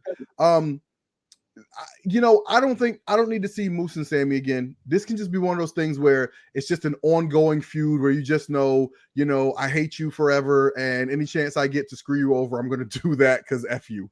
And I think that's fine because Moose and Sammy Callahan both have the personalities where it can be like, you're on my list, F you forever. You know what I mean? And I think that's fine. You know what I mean? Like they don't need to keep having matches. Like I think that's just like that's perfect for me. To me, they can end it here. I don't need to see another hardcore match. There's not anything at stake like a title. Now, the next time they meet should be for something. There should be some stakes at play. Like if they decide to do a Bound for Glory series or something like that, where there's like the winner gets to take the next step towards the title, something like that. But But yeah, I don't need to see those two work with each other again for a while. I need to see, something new, something fun, something else. So that was that. All right. So we already talked about the Knockouts World Championship match. Loved it. You know what I mean? That it was so good. Loved it. It was great. Let me bring something up about Jordynne Grace real quick. Go ahead. She has a new theme song, and what have we been saying for weeks? Like, if you're a champion, you're a star, have the song of a star. Because we're referring to Josh Alexander's theme, obviously, which is still the shits. Like, I tried to listen to it tonight. I mean, for this episode, and be like, oh, let me just close my eyes and listen. And I'm like, that theme's ass, straight up cheeks. But Jordynne Grace's theme, even though I really liked her other one, this is like, I'm a badass, I'm a star. Like when that shit hit. So I just want to say that before I forget. Yeah, man.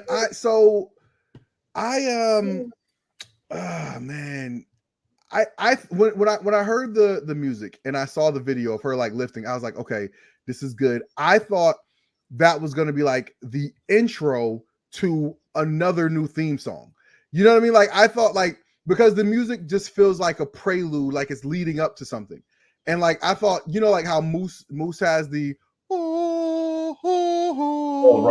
You know what I mean? Like that's what that felt like. And I thought, like that was just gonna be like, okay, here's Jordynne Grace, like boom, doom, doom, doom, doom. You see her like lifting and doing all that stuff, and then the lights drop, and then it's come up, and I do something like, the lights come up and it's just like spotlight on her flexing or something like that. I thought it was going to be something like that. And to me, like the music doesn't like it is crescendo the right word? Like it doesn't take off when it slowly builds. Right.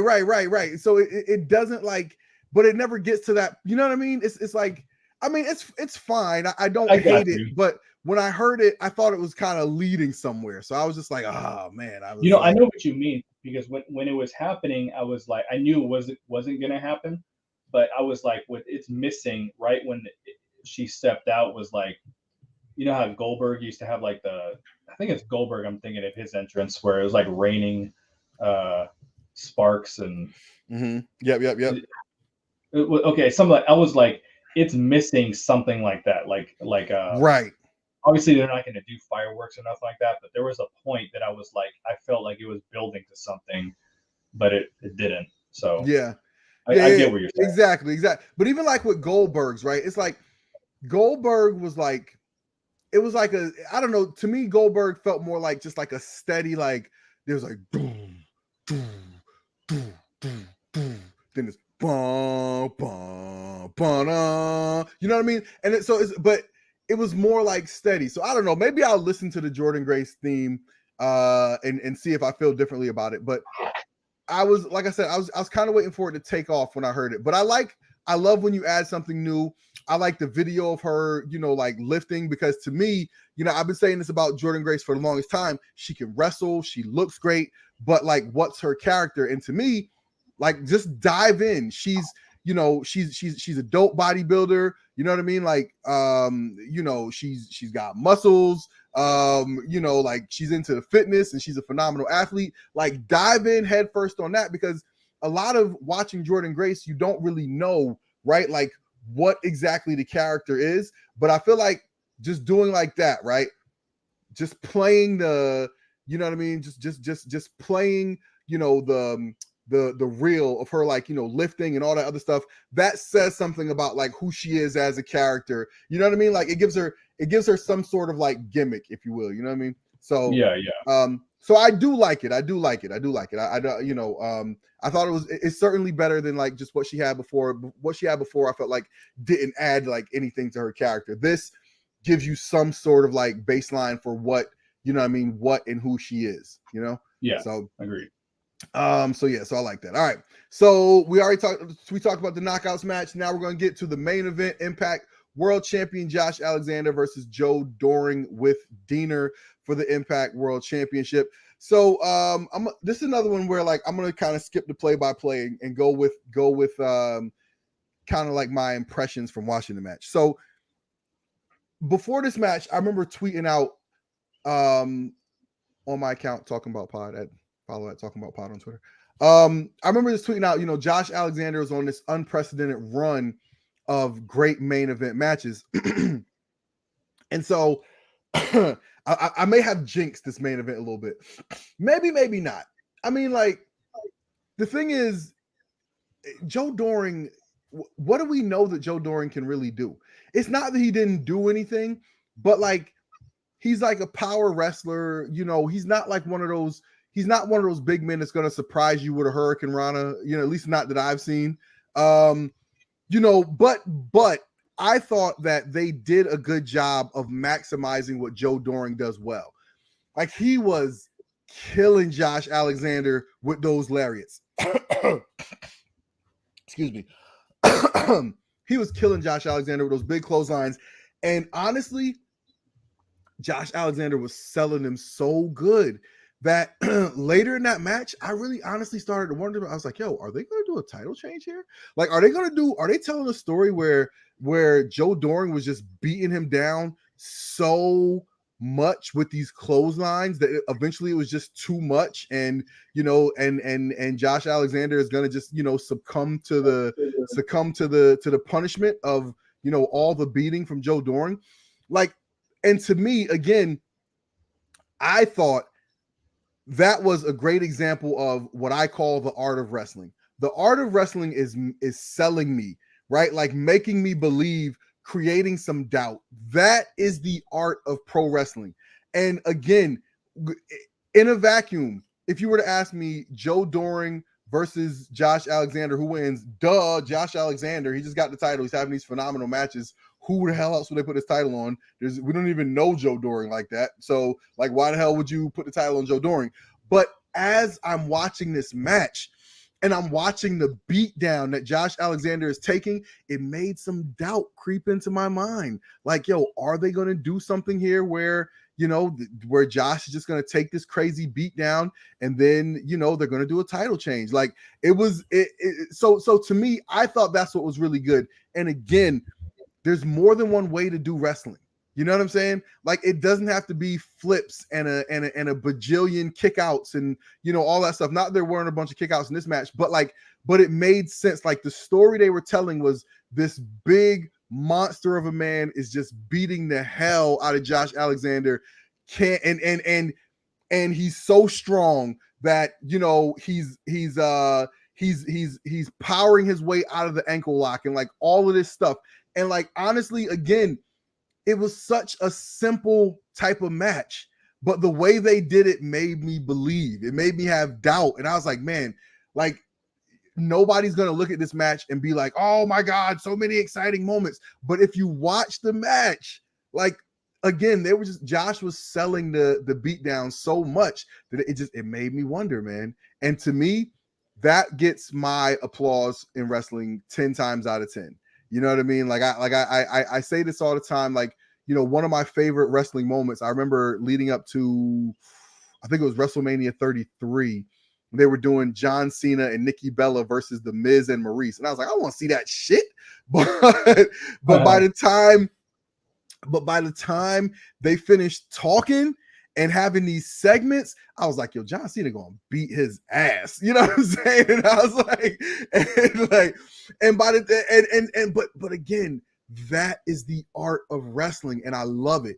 Give it to me 10 times out of 10, man. Whether it's with the promos or with the art, sell me.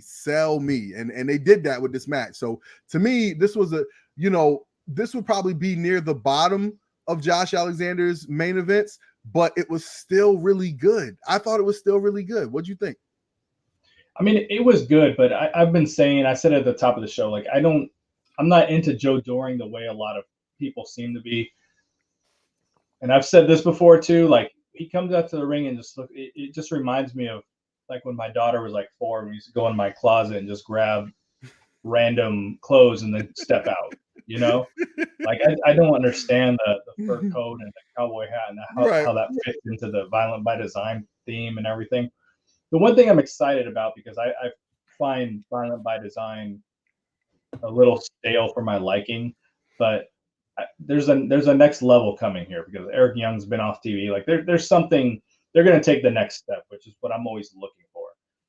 But it was a solid Impact Plus main event. You know, he wrestles like a big guy, which, you know, there's nothing wrong with that. I don't think enough people do anymore. So it was okay. I just I'm not I reckon I how can I say this?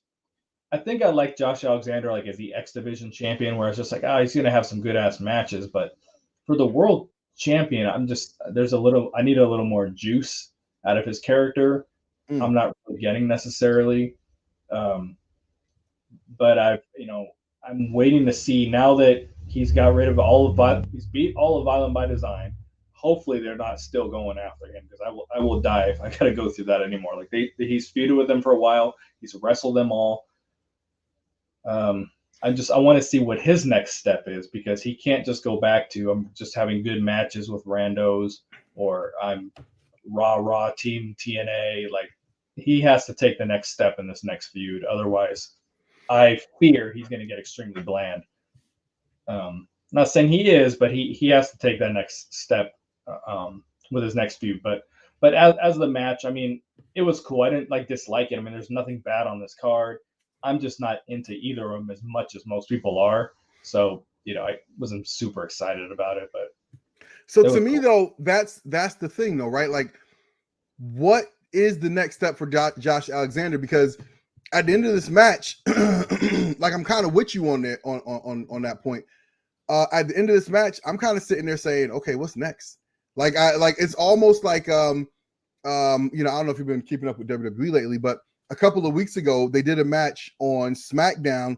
It was Roman Reigns against Matt Riddle, and it was a great match because Matt Riddle has great matches. And after the match is over, Roman Reigns grabs the mic and he's like, "There's no one else. There's no one else. I've ran through everybody." And that's when they dropped Brock Lesnar's music, right? So it's like, oh God, we're getting Brock Lesnar and Roman Reigns again. But I will say this. As much as I don't want to see another Brock Roman match, like, I'm not gonna not watch it. You know what I mean? Like, so this would be the time when in WWE they'd hit Brock Lesnar's music. I don't know that Impact has that in their back pocket. You know what I mean? And it's a very fair question. What's next for Josh Alexander? Because, like you said, he's cleaned them out, and like and we got Bound for Glory on the way, right? Like, I know it's only July, but August, September, October is going to be here before you know it. You know what I mean? Like, you got basically 90 days to build and sell a pay-per-view in which they don't even have a venue yet. They don't have a venue yet. If you've been watching Impact Social, they've been announcing like touring dates. They got a lot of touring dates. If they could get ahead of the game and start sharing, preparing, selling for Bound for Glory, I'm pretty sure they would. Okay, like, they may have some places in mind, but I'm pretty sure if they had a venue secured for Bound for Glory, they would. I think they would have it. And yes, I do think Honor No More is where he goes next. And that makes sense. Two entities of what the hell they're doing next. Yes, it makes sense. And again, if we go back to the Why Eddie Y promo, remember his answer was that he was jealous that Josh Alexander got the chance to bring back the Impact title instead of him. And to me, that seems logically where this would go next. But we listen, and he can run through all of them on the way, right? So it gives them something to do. It's going to be Josh Alexander having good matches, excuse me, on TV again, which like I said, that's going to have a shelf life. But and it's not a shelf life for good wrestling. But I'm saying if you're trying to develop a character within a world champion, like, you just can't resort back to I'm going to have 4-star matches on TV. So yeah, it makes sense because he can wrestle Kenny King one week and then what's his nuts? He can jiggle thighs with the long hair. I don't remember what his name is. Jiggle thighs with the long hair. Maria? What's that? So Maria? I'll wrestle Maria. Maria Kanellis. But you know what I'm saying? He can run through all of them. So That makes a lot of sense, actually. Yeah. Listen, that does seem logical. But now the next question is,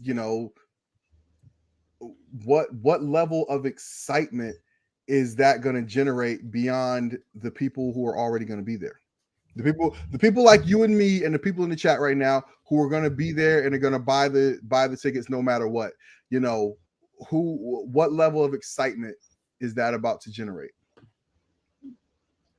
Yeah, because they do have to generate that excitement, because Slammiversary was missing that. That's not like an opinion. It was missing that excitement, that buzz, big time. I mean, everyone was talking about it on social media who's an Impact fan. Even the most faithful were just like, "Where's the freaking buzz?" So. Mm-hmm. And another thing that a lot of fans have been talking about lately, and I almost feel bad because I feel like we've been kind of leading this charge in some ways, but I kind of feel bad because I'm urging people to pull back on it now.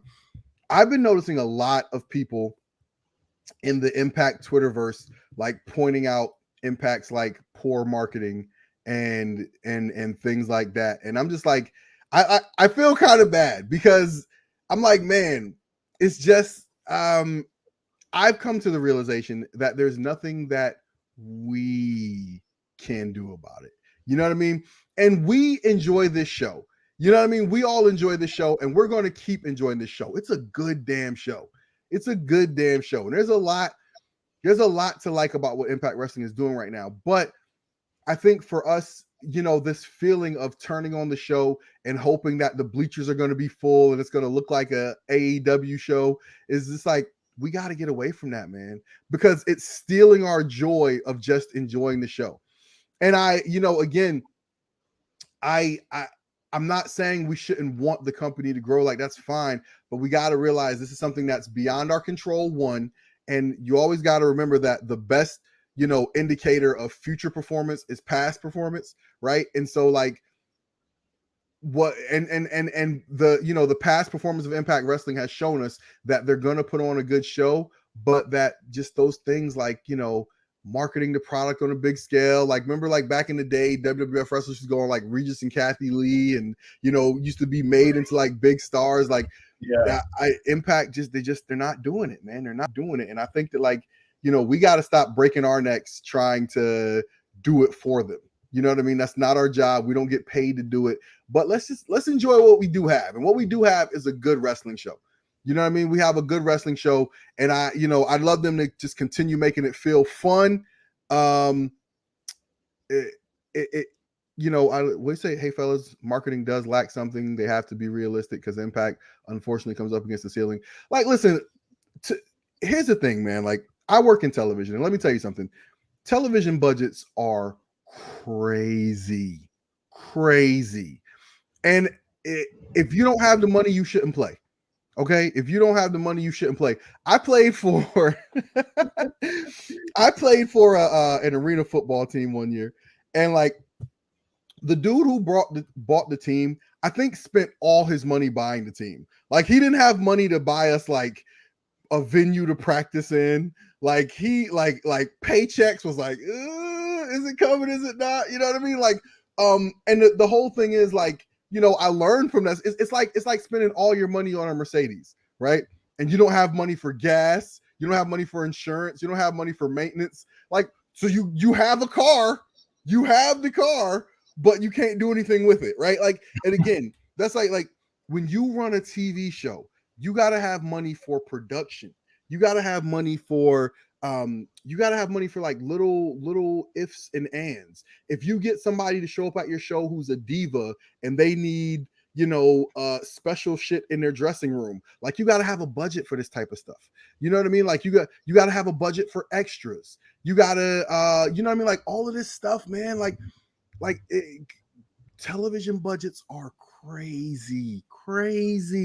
That's why Eric Bischoff talks so much about the opportunity that was squandered when Spike TV was picking up the bill for the show. You know what I mean? Like, because again, you get a TV company that's in the TV business that understands these things I just mentioned about television shows, and you're able to do a lot more. you know? And so I said all that to say that, like, yes, there's a lot more wiggle room for money that Impact may have, like, a ceiling, but again, like, if Anthem bought Access TV, they bought it from Mark Cuban. You know what I mean? And I believe Steve Harvey is a partner in Access TV with Anthem. Like, they're not broke. They're not broke. But the thing is that, like, the way these things work, the way big corporate things work, you have to present to them and show them how they're going to make their money back. If you're going to say, yo, I'd like a $5 million budget for Impact Wrestling this year, you have to show them how they're going to get that $5 million back. Well, you know, and you got to create a plan. Am I getting my $5 million back this year? Is this an investment where I'll get it back 3 years from now? Like, you got to be able to tell them. And I think, listen, I don't doubt that Scott D'Amore is asking for more. You know what I mean? Because, like, again, if I'm him, I'd be at my wit's end, bro, because he has to hear these conversations. You know what I mean? Like, and they, you know, Scott D'Amore, Gail Kim, you know, Ross Foreman, all these people, you know, Josh Matthews, like, bravo to you guys, man. Y'all put on a good ass show. We like it. We love it. We want some more of it. Okay. Like, we're a big fan of the show, but there's also, like, so many glaring areas where it's lacking. And my whole point of this little soliloquy here was just to say that, like, as fans, man, let's just enjoy the show, because we can't control this stuff no matter how bad we want them to. We can't make them run more ads on different platforms. You know what I mean? Like, we can't make them do different sizzle videos to promote the events. We can't make them, you know, send people more places. We can't make them hire a digital producer to create more content. Like, that stuff is out of our control, man. But damn it, we got a good ass show that we're here talking about, and it's fun. And let's just enjoy that, because, like, I'm here for the joy, man. I'm here for the joy, and I'm you know, moonwalking out of the shit I can't control business. And it's a very, very good show. You know, I watched I watched some NWA, but I watched AEW religiously along with Impact. It's better than AEW. It's better than Dynamite. There's aspects of it that make it not better when you're talking about presentation and you know, the budget, obviously. So, like, Dynamite's going to come across better. It's going to be a little easier to watch, maybe. But at the same time, if you're really just putting it on the equal playing field, I don't think it's better. You know, I think Impact's putting on a really good show right now. It's pretty rare that I'm just like, yo, this episode sucked. Like, there was one like a month ago. We didn't want to review it because we didn't like it. It's pretty rare that happens, but they do put on a good show. And you're right, man. We just got to focus on enjoying, because, like, when I first started podcasting, it was out of absolute love for the company. You know, and in the beginning, I'm kind of like, hey, I got a little experience with marketing and education, and here's some things they could be doing.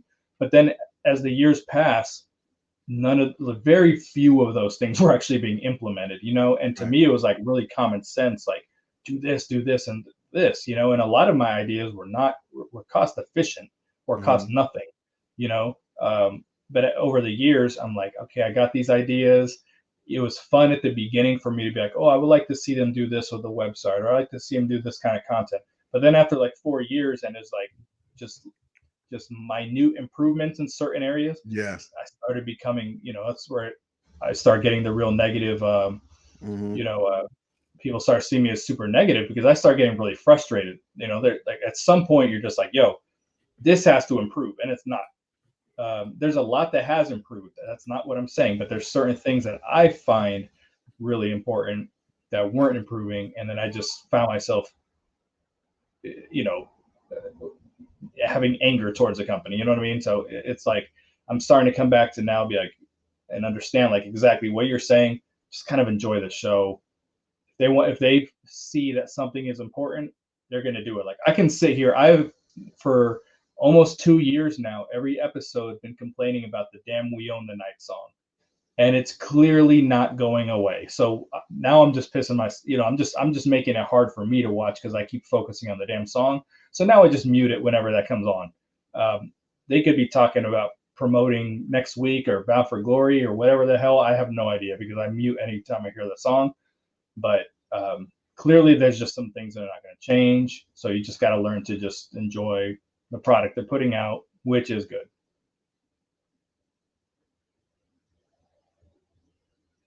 I'm sorry, I didn't know you got distracted there for a second. So I'm gonna look and see. I'm just gonna check out a couple comments here. So I can accept what Impact is. They do well enough with the TV they produce, but the pay-per-view should be a big step up. I agree. I think we got to make them, the pay-per-view, some of these shows feel a little bit bigger than they are, especially during the empty arena stuff. It was just like watching an episode of Impact. There was like no difference whatsoever. Only limitations that keep Impact from growing are the ones they place on themselves. I can agree with that. Yeah, I think in a lot of ways I definitely agree with that. So if you watch Impact, it's clear they're the most consistently great product. No, I agree, man. I agree in so many ways. Like Impact, I talked earlier about the knockouts, and there's a lot of outlets that cover like women's wrestling, and I'm gonna be on these outlets' asses this week, because when I see any outlet talking about women's wrestling, they better be mentioning Impact, because I think Against All Odds was a great example that there's not another wrestling company on TV that is doing women's wrestling as well as Impact is right now.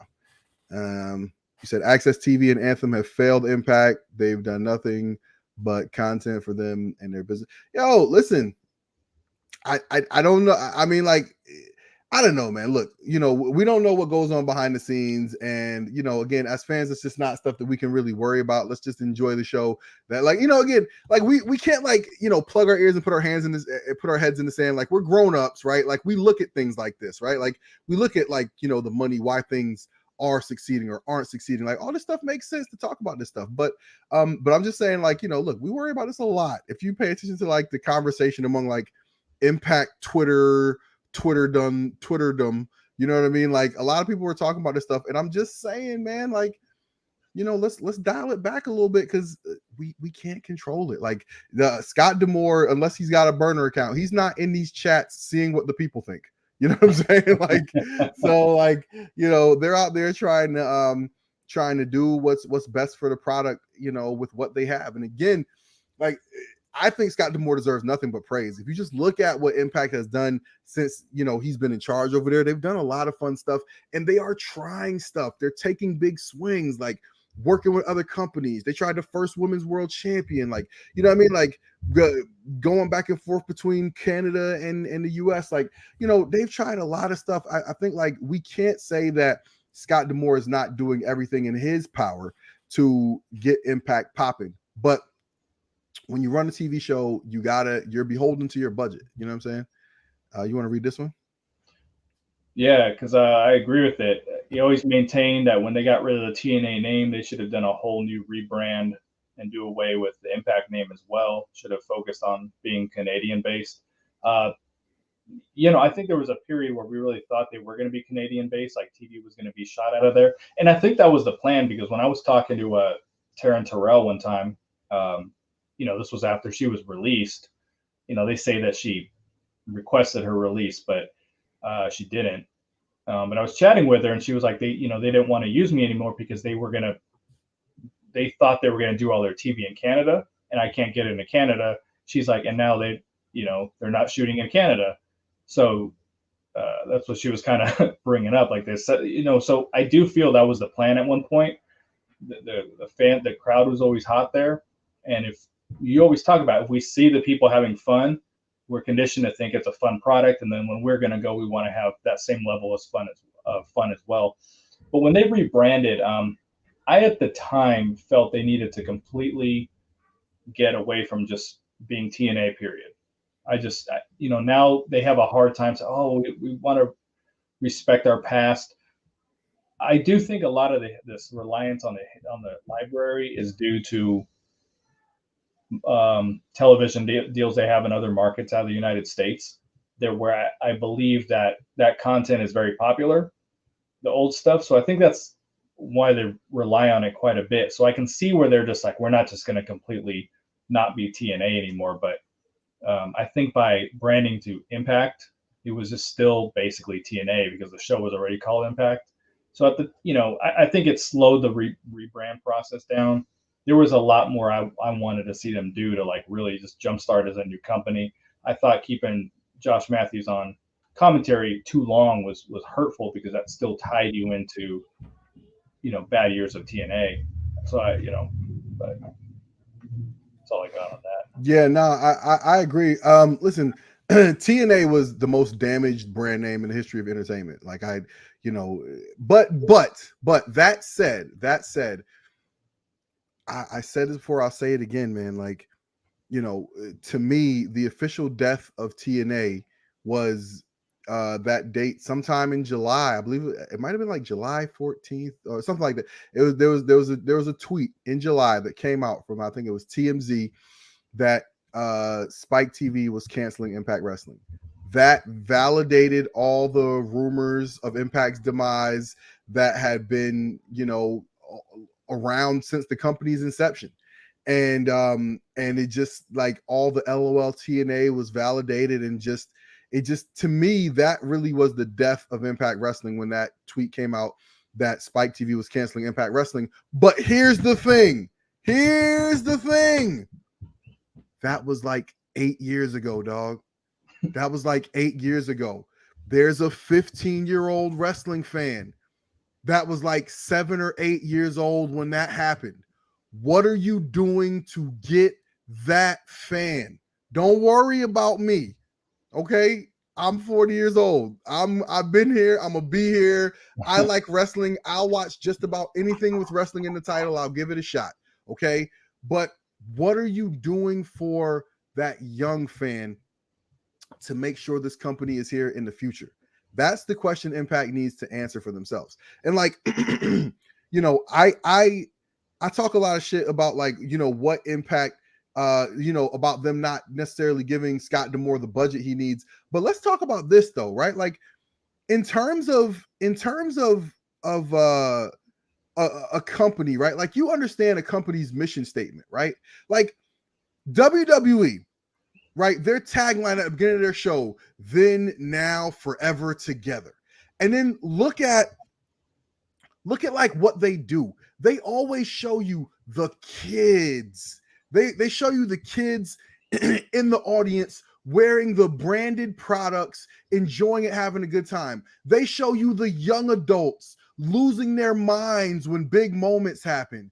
They show you people enjoying it, and they show you the flashbacks of the stuff you loved as a kid, the big moments. And again, it all ties in. Then what we loved in the past, now what we got right now, forever. This company's going to be here forever. Together, all the fans. That's the together part, right? It's the us and you, right? Like, you understand what their marketing is, right? Like, they are clear about the mission statement that they want. WWE wants you to know that this is the product that you love, that your parents probably loved, and that you can bring your kids and they'll love it too. Okay? Like, they intentionally put something there for everybody.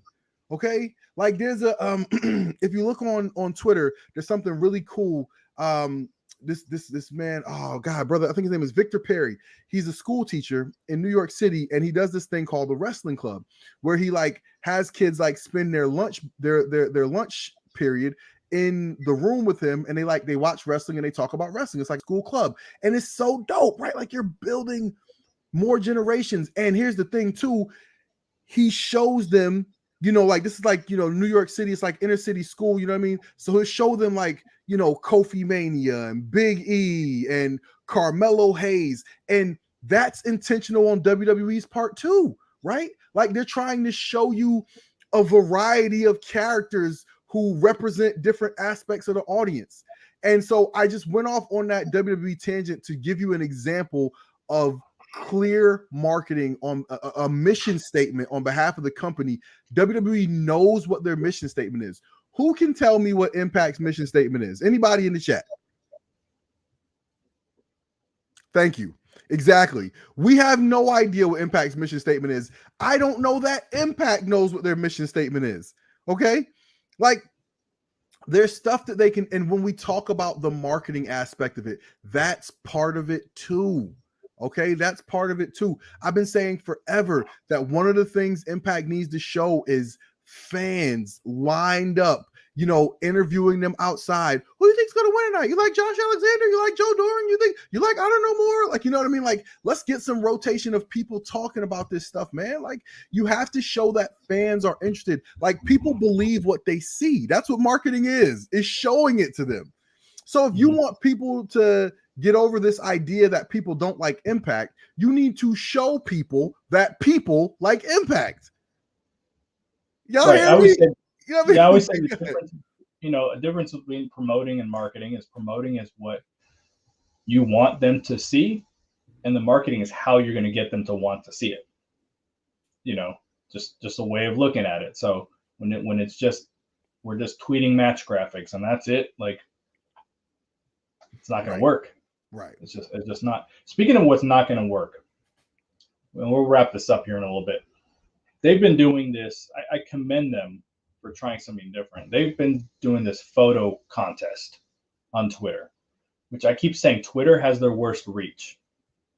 Twitter's a good tool for quick news, but for the most part, the reach is not good, especially if you're doing region-specific tweets. Like region-specific, you have to do targeted ads. You can't attention everyone in the Atlanta area, to your Twitter fan base, because the people who are not from Atlanta aren't gonna like it, and the less likes a post gets, the less people will see it organically.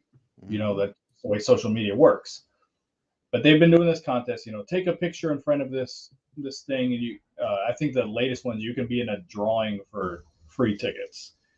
And it's like the only comment on there is, Mike Gilbert with the picture that I made of Vince McMahon. Dan, that when he's stepping off the steps, I have him. I put him in the picture. That's the only one on there. They tried this before. Only 2 people participated. No one reached out to any of them. So I know one of them for sure just went to the venue. Was like, hey, I entered this contest, and because it wasn't a sellout, they're just like, oh yeah, go ahead and come in. Right. But you want to do social media contests, but you have to do stuff that everyone can get involved in. Because you do that region specific shit, that doesn't, like, it only works again if you break bread and put out a targeted ad to the people who live there. That's the only way that's going to work, and it just makes them look ridiculous because no one's involved. I commend them for doing it. They should be doing stuff like that, but there's just a way to do an online contest, and like that's not it. Yeah, man. So like, it's cool, man, that there's a lot of people who care. You know what I mean? There's a lot of people who care and keep caring, man. Keep caring, keep supporting the product,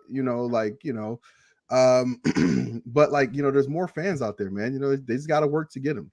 They got to work to get them. And I think that, like, again, I think if you gave me, a job inside of it, and by the way, like, the one thing that we have to remember when we talk about this stuff like this, right, is like Josh Matthews, right? Like he does a lot behind the scene at Impact, right? Like he worked at WWE for a long time. He knows what the machine is supposed to look like. Okay, like I guarantee, as a member of production, he was CC'd on emails about all type of shit in WWE. Like he knows, the levels of promotion, and I'm sure he's asked for some of that. Okay, like again, he doesn't want to, do things on a shoestring budget, because again, he knows what it should look like. He knows what it can look like. I'm sure people have asked for this. It's on if you want to get on somebody, find, who's my man, Ed Nornholm, get at him. Ask him to open up the budget. Okay. Ask him to open up the budget, because, look, like Impact, they just need to hire more people to do these jobs well. Like, it's nice to hire people, people who are trying to, build up their resume and volunteer to help out Impact in all these various ways. But, you need to hire professionals. Like, there are people, again, a few weeks ago, I just pulled up a chat with a buddy of mine who's a real social media strategist, like not like somebody who just manages a Twitter account for somebody. Like, and I just asked him to look over, the way Impact was doing their marketing. You know what I mean? He pointed out, like, look at the ads they're running, look at the amount of ads they're running, look at, what their Twitter feed is, what their feed is on this and on that. And it's like, the answers are obvious. You know what I'm saying? So like, you got to hire people who know what they're doing. And that's no knock to anybody who's there now, but you get what you pay for. You know what I'm saying? Like when you hire somebody, think of your job, right? No matter what, if your job is to sweep the floors at the barbershop and they start asking you to cut hair, good luck. Okay. Like, it's not like, like you could do it because you're a soldier, you're a trooper. You could be like, hey, there's a line out the door. Let me help you guys out. But it's just not going to be the quality that they would want. Okay. Like, it is what it is. So anyway, all of that said, like, let's, again, we got a good show here, man. Let's keep enjoying the show. Let's keep, let's keep chatting with each other. Let's all go out of our way to follow at Talking About Pod on YouTube and on Twitter and on Instagram. And BQ, where can the people find you on these social media streets and avenues? BQ Speaks at Twitter, Impact Lounge on Twitter, the Impact Lounge on Facebook, the Impact Lounge on social media. Instagram. Mm-hmm. And we'll just make this. We'll just address this one real quick, and then we'll sign off. With budget, we are not saying open up the budget so we start getting pyro and things like that. But by opening budget, you're putting people. You're hiring more people. You're hiring better people. I'm not going to say what I make for a living. I'm comfortable though. But there's people who do my exact same job that make half of what I make. But my company is like, we want the best people to do this. Right. So we're going to pay you this. Right. But if you tell someone, oh, we're going to bring you on board for, $12 an hour. What's the difference between the performance and the type of applicant you're going to get at 12 compared to 22 or something like that? You know what I mean? If you're outsourcing from people in other countries who will work for peanuts to handle your YouTube channel, mm-hmm. you know what I mean? Like look at the YouTube channel, look at the result of that, mm-hmm. So that's kind of what we're saying with the budget. It's not about let's get better. We want to see better lighting and all this shit. Yes, right. but it's putting the best possible people in the positions to succeed. Right. And again, like another example of that, right, is like, I was saying all the time, like, you'll see like a quick little video shot of like the line waiting to get into a show. Again, if you have the budget to hire a production assistant, okay, you can have them go out there with a DSLR camera and interview people. What match you looking forward to tonight? Who's your favorite Impact stars? What what do you think about the current ongoing feud between Mickie James and Deonna Purrazzo, right? And then you have this content, and then you are paying someone to take that stuff and edit it together in a video package. You know what I mean? Like, that's more interesting content. These things take money. It's like BQ said, it's not about getting more pyro. You know what I mean? It's not about that stuff. It's about, to create content, you got to pay people. You got to pay people to create content. Okay. Like, if you want, you can send Moose and Deonna Purrazzo to do a Q&A in Atlanta, but what about while you've got their time, take them around Atlanta and do some different shoots, do some photo shoots, do some videos that you can circulate around town. Like, that stuff takes money. Money buys you time. Okay. Money buys you time. It buys you people's time to shoot things for you, to edit things for you. And like BQ said, the people who do it better charge more. So like, those things are, like, again, those things cost money. When we talk about like, opening up the budget, like, that's the type of stuff they're talking about. Like, that will create better content. I know, like, I have people who went to the same grad school as me who work at WWE, and they are creating some fire shit. Fire. And they go to WWE and they get better. I have people who worked at the company I work at now who have left there and going to WWE, and they're creating fire shit. So you are playing, you know what I mean? Like, again, like, you pay people. If I'm a high quality content creator and you're going to pay me to create high quality content for you, you're going to have high quality content on your platform. Right? Like, it's not like, but again, if you're like, hey, Josh, I need you to write a show and I need you to, you know, manage YouTube, and I need you to manage, you know, like, come on, man. Like, yes, he can do it. Yes, he can do it. You know, if you got time and hands, you can do it. Right. But again, if you want it done well, pay somebody who specializes in it. Yeah, you just get what you pay for at the end of the day. If you're like, yo, there's this cheap apartment down the street, it's $400 a month. I want to save money. I'm going to live there. Your neighbors are going to be people who can only pay $400 a month. And you know what I'm saying? Like the quality of people are basically what I'm saying is you're going to get what you pay for. You're going to get a type of minds and quality people that you pay for. When you cut corners, that's what you get. Like that's the quality you get. I'm going to pay you $5 I'm going to pay a kid $5 to mow my lawn. It's probably going to look like shit, with the except I pay the kid that does my lawn 30 and it looks amazing. You know what I'm saying? So that's just the way it is. But there it is. Yeah, let's wrap this up though. Yes, sir. Happy 4th of July to everybody. Thank you guys for joining us. Again, follow me at Talking About Pod. You can see that, right? Oh, boom. Follow me at Talk About Pod. Follow BQ at BQ Speaks. Listen, man, this is a lot of fun. I love doing this, you know, with BQ. I love, you know, chatting with you guys. Thank you guys so much for participating. As usual, the best way you can always help out the show is tell a friend to tell a friend. Let's bring more people into the conversation. For BQ, I'm TW. Peace.